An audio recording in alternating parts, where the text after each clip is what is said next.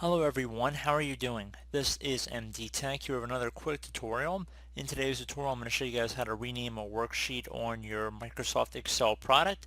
So this should be a pretty straightforward tutorial, and without further ado, let's jump right into it.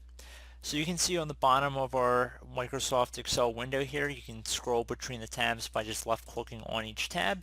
In this tutorial I'm going to show you guys how to rename one of them. So let's just say my cooking stats here, which is my first sheet. I'm going to double click on it.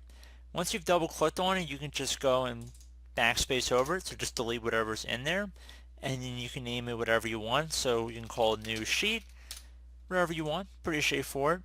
So that was pretty neat.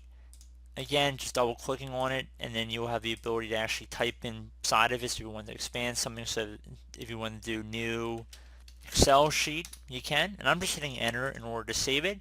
You can also just click outside of the sheet name, and it should also save it as well. So as always, thank you guys for watching this brief tutorial. Do hope I was able to help you out, and I look forward to catching you all in the next tutorial. Goodbye.